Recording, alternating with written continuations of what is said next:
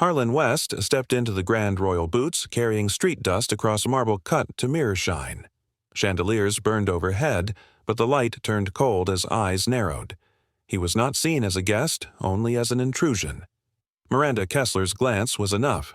A flick of her hand and two guards shifted from the shadows. No words, only judgment. Behind him, the revolving door opened again. A couple in silk and cashmere entered, greeted with bows, champagne already promised. A red carpet invisible, but unmistakable. Elliot Grange froze at the desk, his hand hovering above the system. One keystroke could have changed everything. Miranda's stare nailed him to silence. The guards closed in. Boots echoed on marble like a verdict. No one in the lobby knew that in 20 minutes this scene would unravel, and the balance of power would collapse in front of them all. Harlan sat alone by the window, a cup of bitter coffee cooling in his hand. Through the glass, the Grand Royal unfolded like theater. Valets rushed to open doors for cars that gleamed like polished mirrors. Bellboys bent under luggage heavier in name than in weight. At the desk, clerks folded themselves in half before the wealthy smiles trained into masks. He studied each face. The ones who laughed too quickly. The ones who looked away. Every nod, every dismissive glance recorded with the precision of a ledger. His hand tightened around the porcelain cup until the rim groaned. Dust clung to his boots. His jacket sagged at the shoulders. To them, he was nobody. That was the point. Beneath the worn fabric sat a man who did not need chandeliers to light his worth. No one in the lobby noticed the figure across the street watching them. But he saw everything. And he would remember. His name was Harlan West, founder of West Continental, a chain stretching across 11 nations. A man who had built an empire not by inheritance, but by sweat, by sacrifice, by refusing to stay silent when doors were slammed in his face. His signature now held sway over 300 properties. His name carried billions in weight. 2 days earlier, the ink had dried on the contract acquiring Grand Royale. The papers were sealed in quiet rooms, the deal cloaked in shell companies and silent signatures. Not a single employee in that lobby had been told. They bowed to their routines, not knowing their routines already belonged to him. And yet, here he sat, dusty boots, faded jacket hair unkempt from the flight. The mask of a drifter, unremarkable, forgettable. It was not disguise for protection, but for revelation. To see the truth of a system unpolished without the gloss reserved for men with titles. Harlan West did not want them to kneel. He wanted them to expose themselves. He remembered, not in faint shadows but in sharp detail, the sting of bleach on raw hands, knees pressed against tile floors that glistened for everyone but him. Nights spent curled behind kitchen walls, heat from the stoves searing into his skin, while laughter of guests floated above like music from another world. He remembered carrying trunks twice his weight, the straps cutting his shoulders while tips rattled like coins of pity. He remembered polishing brass until his reflection looked back at him, hollow-eyed, promising himself one day he would no longer be invisible. Each insult, each dismissive glance had carved lines deeper than sweat could wash away. Those scars never faded. They hardened into steel. So, when Miranda's eyes slid over him as though he were dirt on marble, it was not the first time, but it would be the last. She moved slowly, shoulders bent beneath years of labor, pushing a cart heavy with rags and bottles. Rosa Mirel. The uniform hung loose on her frame, the gloves trembling around fingers worn thin. She smiled as she worked not out of duty but out of habit, a quiet kindness stitched into her every gesture. No one noticed her. Guests swept by in silk and cologne. Colleagues passed without acknowledgement as though she were air. To them, she was an invisible part of the furniture, not a woman. Yet she kept smiling, eyes tired but still carrying warmth. Harlan watched. The mop, dragging across marble, pulled him back to his own beginning, kneeling, scrubbing, listening to the weight of footsteps above. He saw himself in her, not in appearance, but in truth, overlooked, underestimated, enduring. A silent thread tied them together across the distance. She was more than staff. She was proof. The revolving doors never stopped. Another line of luxury swept in tailored coats, shoes polished like obsidian. Staff hurried forward, champagne ready, before greetings were exchanged. Smiles, bent like reeds in the wind, practiced, rehearsed hollow. Every bow deeper than the last. At the edge of the lobby, 2 travelers in plain coats stood waiting. No one approached. Their bags rested by their feet unnoticed. They were not ushered forward. They were not offered champagne. They were simply left behind, swallowed by indifference. The contrast was merciless. Gold for one, silence for another. Polished marble reflected not grandeur, but division. It was a temple of appearances, and appearances decided worth. Harlan remained still, his gaze steady. He wanted none of their courtesy. He wanted the raw truth, how they behaved when they thought no one important was watching. Harlan told himself what he had known from the start: to measure a place, enter it, as if you are no one. Titles blind. Wealth bends spines. But anonymity reveals. He did not need bowed heads. He needed to see who would lift theirs against him. He needed to see which faces sharpened when they believed the man before them had nothing to offer. The plan had begun before he set foot inside. The suite booked under a shell account. No announcement, no warning. Silence as the disguise, and silence as the bait. Already, several had failed. Miranda's dismissive glance, Elliot's hesitation, the laughter of guests who mistook cruelty for entertainment. The test was writing its answers in real time, and though none of them knew it, every mark they made would count against them in 20 minutes.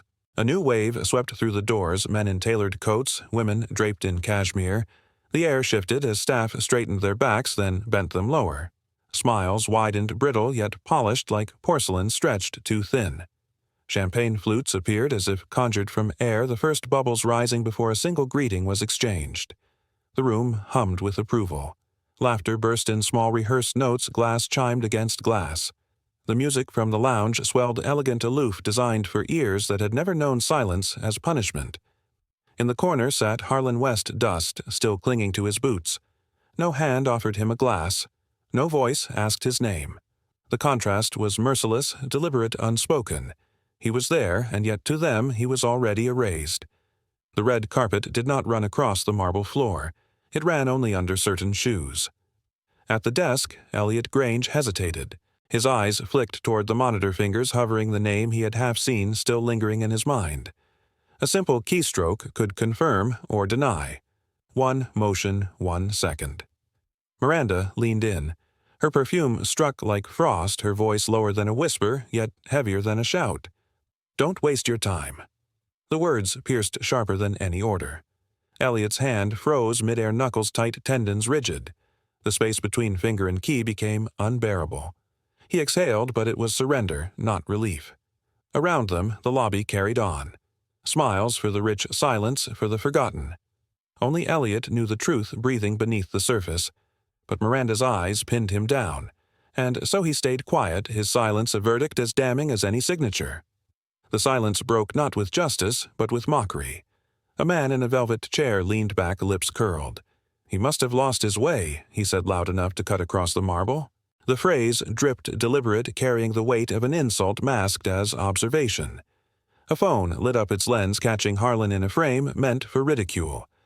The whisper spread small currents weaving through the crowd. A snicker here, a murmur there. The sound gathered force, not cruel in volume, but in precision. Another guest lifted his glass smirk, tugging at his mouth. Eyes turned away, but ears remained open, eager to feed on humiliation. Through it all, Harlan did not move. His stillness was not weakness, but record. Every glance, every smirk, every lifted phone etched itself into his memory. They thought they had reduced him to a joke. In truth, they had written their own testimony. The rhythm of their boots struck the marble like a metronome of judgment. Damon Riker, first tall and immovable, Cole Strath beside him, shoulders squared, presence heavy. They did not need anger. Their calm was enough. Their approach left no doubt. A hand landed on Harlan's shoulder, firm, precise, final. It was not cruelty, only procedure, but it carried the weight of dismissal, sharper than violence. Behind them, Miranda stood poised. Arms folded across silk sleeves, chin-tilted eyes narrowed in quiet triumph. She did not speak. She did not need to. Her nod, slight and cold, was the seal of authority. Around them, guests murmured approval as though order had been restored. To them, the story was simple, a stranger out of place removed with efficiency. But to Harlan, every second burned itself into memory. Each gesture was evidence. Each smile was testimony. And no one knew how brief their triumph would be. At the far end of the desk stood Martha and Jonah Llewellyn. Their coats were worn but neat, their voices low, polite, almost apologetic. They asked about their room, the one reserved weeks before. Miranda's eyes slid over them like water over glass. One glance, nothing more. Her lips formed two words, clipped and sharp. No rooms. Elliot looked up startled but said nothing. No explanation was offered, no apology. The reservation dissolved in the air, erased by indifference. The couple stood still, absorbing the sentence. Jonah placed a hand on his wife's arm, steadying her. Without protest, without scene, they gathered their bags. Their retreat was silent, unnoticed by those who laughed nearby, unseen by those who served champagne across the lobby. The chandeliers blazed above, but for the Lulans there was no light, only the knowledge that wealth dictated worth.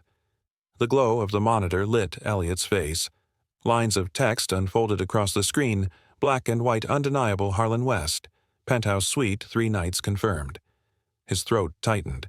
Sweat pricked his brow. His hand hovered, trembling, so close to pressing the keys, so close to naming the truth. The lobby's noise blurred into a low hum as his eyes stayed fixed on the screen. He swallowed hard, but the words refused to rise. His silence was not protection, it was betrayal. In the weight of that moment, every second stretched, and every second he chose not to speak. Behind him, Miranda's presence loomed like a shadow. The decision was his, but fear sealed his lips. The truth burned inches from his hands, yet he turned away. The system did not silence him. He silenced himself. And the guilt settled deeper than any reprimand ever could. It began with one voice, sharp and careless, echoing from a velvet chair at the edge of the lobby. A short laugh meant to dismiss, not entertain. Then another joined, and another, each sound feeding the next until the air was strung with brittle amusement. Harlan did not flinch. He stood still, eyes calm, posture unbent. The silence he offered was not surrender, but containment. Yet to them his quiet was weakness, a void they rushed to fill with cruelty. Their laughter grew louder, scattering like glass across marble. Phones' tilted whispers spread like smoke, each word reducing him further, shrinking him into the caricature they wanted to see. To them, he was the night's diversion. To him, they were sketching their own portraits he would not forget. Every face, every laugh, every look of satisfaction was marked and stored. The room thought it was humiliating him. In truth, it was recording itself. The guards opened the glass doors, a draft of night rushing in. Hands pressed lightly to his arm, not violent, but absolute. With measured steps, Harlan walked into the dark, his shadow stretching long across the marble. Behind him, Miranda's voice rose crisp and calculated. "This is why we have standards." The words landed with the precision of a verdict polished and cruel. Heads nodded. Guests murmured approval, their agreement flowing in silent waves. Standards. Order. Appearances protected. For them, it was resolution. For her, it was victory. Harlan did not turn. He let the door close behind him, carrying her words into the cold night. His face remained steady, but inside the line had been drawn. They thought the matter settled. They believed they had erased him. But 20 minutes can remake a world. On the steps outside, beneath the hotel's golden sign, Harlan drew his phone from his pocket. His hand was steady, his voice low, carrying no tremor. "Prepare the board. 20 minutes." He did not explain. He did not need to. On the other end, Lucinda Vale knew the tone. Orders spoken without urgency because urgency belonged to those who feared.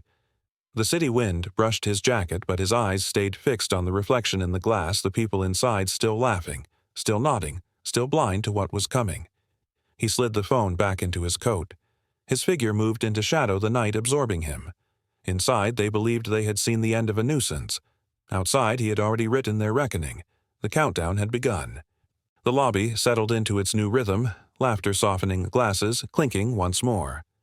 But at the desk, Elliot Grange's pulse thundered. He turned back to the screen he had abandoned, the glow bathing his face in unforgiving light. There it was. No trick, no mistake. Harlan West, penthouse suite. 3 nights, corporate tier. The words seared into his vision, undeniable. Beneath them, the notation that marked him not just as a guest, but as executive level. Elliot's chest tightened. His hand trembled above the keyboard as though pressing a single key could change the past 10 minutes. Sweat streaked across his temple. He whispered the name aloud, barely a sound, but enough to make his throat dry. He had seen it before Miranda stopped him. He had stayed silent when silence was cowardice. Now the truth glared back and his conscience bent beneath its weight. The CEO. The man they had humiliated. The man they had forced into the street. And Elliot knew every second that passed without him speaking was another mark against his own soul. Victor Halloway swirled the stem of his glass, the liquid trembling against crystal. His eyes drifted from Miranda's smile to the staff lingering in corners, their shoulders too tight, their silence too practiced. He remembered her voice earlier cutting through the hall with scorn directed at a chambermaid. He remembered how quickly she dismissed questions, how easily she wielded the word standards as a weapon. Now, with Harlan gone, he replayed it all. The arrogance, the dismissal, the indifference that came so naturally. His brow furrowed. Something within him shifted. Not loyalty, not yet betrayal, but doubt. He glanced again at Miranda, so composed, so certain of her victory. He wondered if the triumph she wore was thinner than it looked. The thought lodged deep, quiet, unwelcome. For the first time, Victor did not see a protector of prestige. He saw a woman gambling with borrowed authority, and, though no one noticed, suspicion had begun to grow in him. Miranda lifted her glass with a grace rehearsed over years. The rim kissed her lips, the wine cool, sharp, celebratory. Guests leaned closer, their words spilling like gifts, handled perfectly. Flawless judgment. This is why the Grand Royal never falters. She accepted their praise with nods and quiet smiles, each one feeding the glow in her chest. This was her domain. She had defended its image. She had reminded them all of its standards. Around her, the lobby hummed with renewed confidence, as if the brief disruption had been nothing more than dust swept from marble. Miranda's shoulders relaxed. Her victory felt absolute, but victories are often masks. She did not see the screen still glowing at Elliot's station. She did not hear the silence forming inside Victor's chest. She did not feel the storm already gathering beyond the glass doors. In that moment, she believed she stood at the summit. She did not know it was the edge of a cliff. The revolving doors spun once more, glass panels catching the glow of chandeliers. A figure stepped through the same dusty boots, the same worn jacket. Harlan West. The air collapsed into silence. Conversations broke mid-sentence, laughter cut short as if choked in the throat. Every eye followed him, disbelief sharpening into unease. He had not vanished into the night. He had come back. The certainty that had filled the room minutes before dissolved. People shifted glasses, half raised, unsure whether to sip or set them down. The man they had erased with a gesture was standing in their lobby again, calm, unmoved, present. Miranda's smile tightened edges, fraying, but she did not step forward. Guests whispered nervous currents brushing against crystal and silk. Harlan did not look left or right. He crossed the marble with steady pace, every footfall heavier than the last. The question that no one dared voice carved itself into the silence. Why had he returned? Harlan did not speak. He did not need to. His eyes traveled slowly, deliberately across the crowd. Each glance landed like a blade, stripping away the veneer of comfort. A man lowered his wine, suddenly aware of the glass trembling in his hand. A woman turned her face aside, the pearls at her neck suddenly too heavy. The wealthy, moments ago, triumphant, sat rigid, their laughter drained. Even Victor Halloway's gaze faltered, caught in the weight of those eyes. Miranda forced her mouth into a smile, the kind that cracked at the corners. Her chin lifted, but the set of her shoulders betrayed the tremor beneath. For the first time, she did not feel like the one in control. Harlan walked past them all. Silence, his weapon presence, his verdict. The marble floor seemed to amplify the rhythm of his steps, each one drawing the room tighter, smaller, colder. Every face he touched with his gaze carried the same mark remembered. He stopped at the desk. One motion, his finger pressed a button. Behind him, a screen blinked a live light washing over marble and velvet. The footage rolled. Grainy, but undeniable. Miranda Kessler in the service corridor towering above Rosa Morell. Her voice cut sharp through the speakers. "Don't let me see you in my sight again." The words reverberated across the lobby, stripped of context, stripped of excuse bare, and brutal. Rosa's small frame cowered on the screen, her hands tightening on the mop handle, her silence the only shield she had. The lobby froze. Glasses halted midair. No cough, no whisper, no shuffle of feet. The sound of Miranda's disdain filled the space, replaying for every guest, every staff member, every witness. There was no performance now, no veil of standards. Only truth projected 10 feet tall, echoing across chandeliers and marble. And in that silence, Miranda's triumph cracked.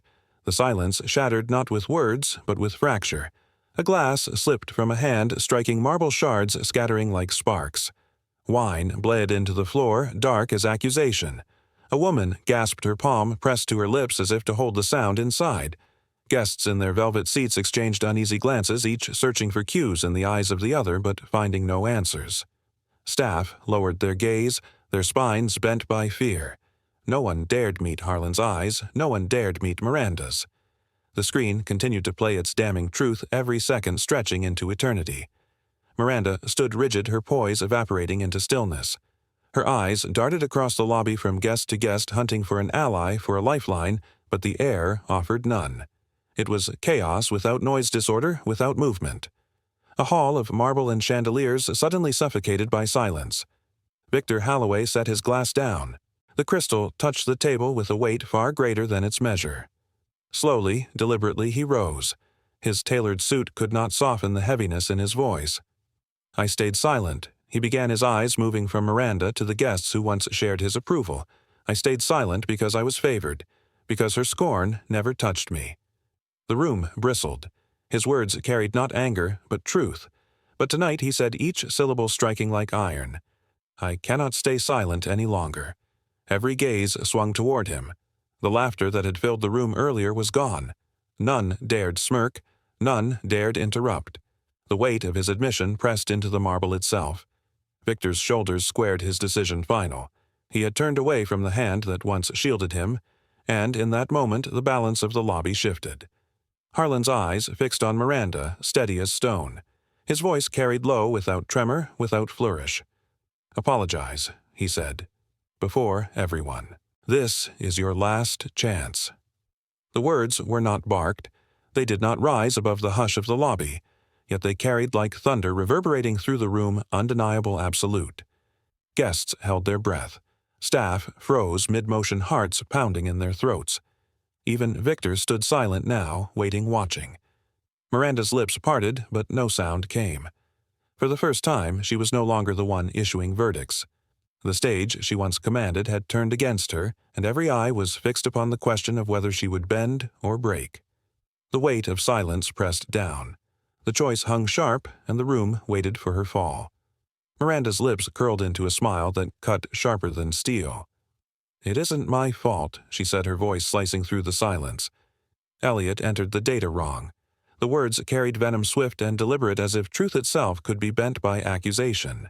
Heads turned instantly, the room alive with whispers, disbelief, murmurs vibrating under the chandeliers. Every eye fell on Elliot. The young clerk sat stiff behind the desk, the glow of the monitor reflecting in his wide, stricken gaze. He had not spoken. He had not acted. Now, in one breath, he was thrust into the center of judgment. Miranda stood tall, her accusation her shield. Her tone bore the polish of authority, the kind that had silenced others before. But tonight the lobby did not nod. It rustled with tension, uneasy waiting. The silence was no longer against Harlan. It now pressed down upon Elliot. Sweat trickled down his temple, tracing a line into the collar of his shirt. Elliot's fingers clawed at the keyboard nails, whitening against the plastic. His lips parted, shaping words that refused to surface. The glow of the monitor burned his vision. Harlan's name stared back at him. Penthouse Suite confirmed, undeniable. Truth sat before him heavy as stone, yet his voice was trapped beneath fear. The lobby seemed to shrink, its grandeur collapsing into stillness. Each second stretched longer than the last. Guests leaned forward. Staff stilled in their uniforms. The chandeliers hummed with silence, the kind that demands a reckoning. Elliot's chest rose and fell too quickly. The weight of Miranda's accusation bore down like iron, but beneath it another force grew, his own shame. Every breath carried the memory of his silence when it mattered most. Now the moment hung over him, fragile and suffocating. One word could shatter everything. At last his head lifted. His eyes met the room, trembling but steady enough to hold. His voice came thin at first, then clear, slicing the hush apart. "No," he said, and the word rang louder than a shout. "I saw it. Harlan West was in the system. Penthouse Suite. I stayed silent because I was afraid. But tonight, I won't stay silent anymore." The sound cracked through the marble hall like thunder. Guests' jolted whispers halted the weight of his confession, pressing into every corner. For a heartbeat, no one moved. Miranda froze, her defiance draining into shock. The power she had wielded so effortlessly slipped from her grasp in an instant. The staff exhaled, their faces flickering with recognition with relief. A tremor of courage had finally broken the wall of silence. Elliot's voice, frail, unsteady, had undone her empire. The silence cracked open with whispers quick and sharp. One voice broke the stillness, "He's the owner." Another followed the CEO. Soon the murmur rolled through the marble hall, a wave spreading from corner to corner. Staff exchanged glances, hesitant nods passing like sparks. The truth once hidden now glowed on every face. The laughter that had mocked him minutes ago had vanished, replaced by the chill of recognition. Guests who had smirked turned pale. The smirk was now their shame. The weight of reality pressed hard. The man they had dismissed was the man who decided their future. No one laughed. No one dared. The grandeur of chandeliers, the shimmer of crystal, it all felt like stage lights now glaring, exposing. What remained was not elegance but naked truth. And in that truth, fear and awe merged into one. Miranda staggered back a step, her composure shattering. Her eyes, once sharp, reddened, burning with denial that refused to form into words. She tried to speak, but the sound caught in her throat, strangled by the weight of silence around her. The pride she had worn so easily fractured like glass beneath a heel. For years her authority had been unquestioned, her word final. But now cracks spread across her facade, wide and irreversible. Some of the staff raised their heads. Those who had once avoided her gaze now looked directly at her. No fear, no obedience. Only the steady recognition that her reign had ended. She stood alone. The allies she sought no longer existed. Applause had turned into absence. Respect into recoil. Her fall was not sudden. It was slow, merciless, witnessed by all. The summit she believed she had secured crumbled into dust beneath her feet. A sharp ring split the tension. All eyes turned as the desk phone lit. Elliot lifted the receiver, his hand trembling. The voice that came through was calm, decisive, irrefutable. Marcus Fenwick from Human Resources. Effective immediately, the voice declared, each word resonant. Miranda Kessler is terminated. Her contract is void. This decision stands final. Elliot's fingers moved across the keyboard. The system flickered. Then, in a single blink, her name vanished. Title erased, access revoked, her digital presence extinguished. The weight of the declaration fell over the room like a gavel. Guests leaned back stunned. Staff exhaled in collective release. For the first time that night, the tension cracked not into laughter, not into whispers, but into relief. Miranda's silence was louder than her protests had ever been. Her reign had not ended with applause or sympathy. It ended with a line of text erased from a screen. And everyone saw it. Miranda's eyes locked on the screen where her name had once glowed. Now there was nothing, an empty field, a blank space where her authority had lived. Her mouth opened, but no sound escaped. Not anger, not protest, only silence, as if her voice had been erased alongside her title. Her hand clung to the edge of the counter, fingers trembling against polished wood. She looked around, desperate for a face, a lifeline. None came. Staff avoided her gaze. Guests turned away, the air itself withdrawing from her presence. She had been the immovable figure of the lobby, the stone that dictated order. Now she was rubble scattered in plain sight. The woman who defined standards became the standard of disgrace displayed under the chandeliers she once controlled. And no one reached out. No one even stepped closer. Her collapse was not hidden, it was witnessed. A monument crumbling in the center of marble, leaving only dust and silence. Harlan turned his gaze steady on Elliot. The young man stood rigid, still caught between guilt and fear. But Harlan's words cut through the silence, calm and unshaken. "You stood up," he said. "That is worth more than a title." Elliot's head bowed, his eyes burning with unshed tears. The weight that had pressed his chest all evening lifted, replaced not with triumph, but with clarity. He was no longer the boy who stayed silent when truth demanded voice. He had spoken, and the sound had carried further than he had ever believed possible. The lobby watched as his shoulders straightened. Fear no longer bent his frame. The young clerk was not a hero, not yet, but he was no longer invisible. His silence had transformed into voice, and that voice had begun to matter. For the first time, Elliot believed he belonged. Then Harlan turned to Rosa Morell, still lingering near her cart, uncertain if she should even remain in the hall. Her hands shook, her face half hidden in the shadow of humility. Those once dismissed, Harlan said, his tone solemn, will now be heard. His eyes met hers. From today, you are supervisor of guest care." For a moment, Rosa did not move. Her lips quivered, her breath breaking into sobs she could no longer hold back. Tears spilled freely, trembling hands pressed against her chest as though to hold her heart in place. The staff erupted not in whispers this time, but in applause, a sound of release of justice long overdue. Their clapping filled the marble hall, echoing louder than any verdict. Rosa bowed her head, overwhelmed, but her quiet presence now stood taller than Miranda's ever had. She had been invisible, yet tonight she became the measure of dignity restored. From the crowd, Martha and Jonah Llewellyn moved slowly, their steps hesitant yet unshaken. They were not draped in silk, nor wrapped in diamonds, only a modest suit, a plain dress, and the quiet dignity of ordinary people. Martha's voice trembled as she spoke, but the clarity of her words cut deeper than polished rhetoric. "Thank you," she said. "This is the first time we have ever felt like true guests." Jonah nodded beside her, his eyes glistening. Not tolerated, not dismissed, seen. The lobby stilled. Their words were soft, but the silence wrapped around them, holding every syllable aloft.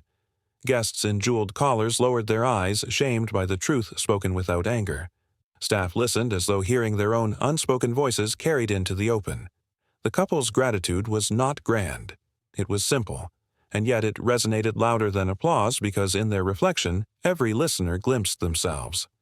Harlan straightened his shoulders, squared beneath the weight of memory. His voice did not rise. It deepened, slow and deliberate. "I once scrubbed hotel floors," he said. "Tonight, I scrub arrogance from this place. From this moment, the Grand Royal will not serve appearances, it will serve with heart."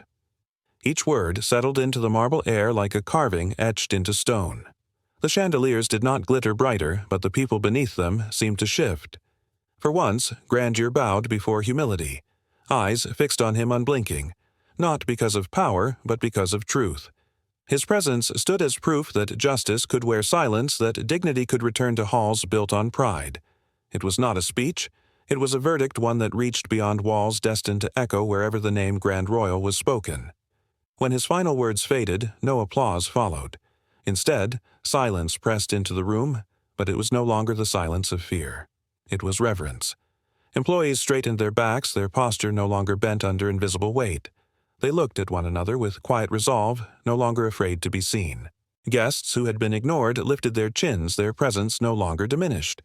Those who once sneered sat smaller in their chairs, hollow in comparison to the dignity now filling the space. The silence was not empty. It was full of pause, heavy with recognition. The air itself seemed to shift, reshaping the lobby into something new. For the first time, the Grand Royal felt less like marble and chandeliers, and more like a place where people could belong. Miranda moved toward the exit, her heels striking marble without echo. No one turned, no one spoke. Faces angled away as though her presence was already erased. The woman who had commanded nods and whispers, who had thrived on submission, now vanished without farewell. Not a word of sympathy, not even the courtesy of acknowledgement.